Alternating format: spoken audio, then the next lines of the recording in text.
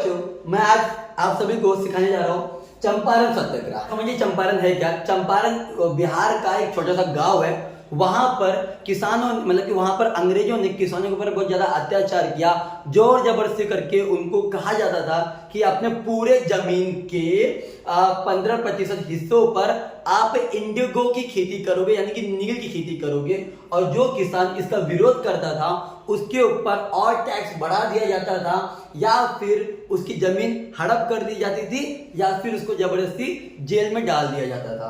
तो एक दिन होता है कि एक बिहार का किसान राजकुमार शुक्ला ने गया गांधी जी के पास।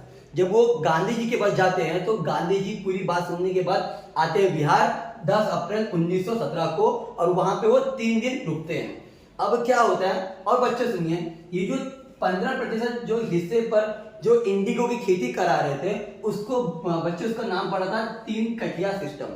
क्या था बच्चे उसका नाम? 3 कटिया सिस्टम। अब होता क्या है कि जब जैसे ही अंग्रेजों को मालूम पड़ता है गांधी जी बिहार आ रहे हैं, वैसे ही वहां के जो डिस्ट्रिक्ट मैजिस्ट्रेट रहते हैं उन्होंने आदेश दिया कि गांधी जी को अरेस्ट कर दिया जाए।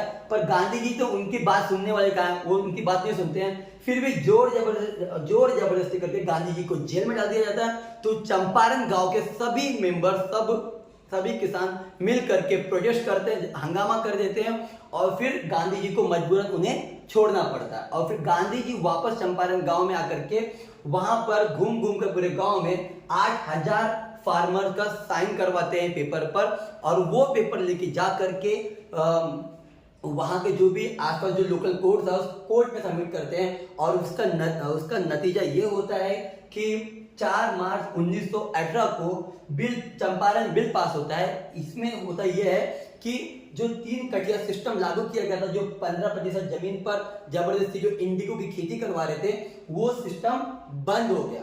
इसी तरीके से होता है हमारा चंपारण सत्याग्रह, जो गांधी जी का पहला सत्याग्रह था भारत देश के अंदर। बच्चों, अगर आप लोगों को ये वीडियो अच्छी लगी हो तो प्लीज मेरे चैनल को लाइक शेयर सब्सक्राइब करिए, और अगर इससे रिलेटेड और भी कुछ जानना है तो कमेंट सेक्शन में कमेंट जरूर करें।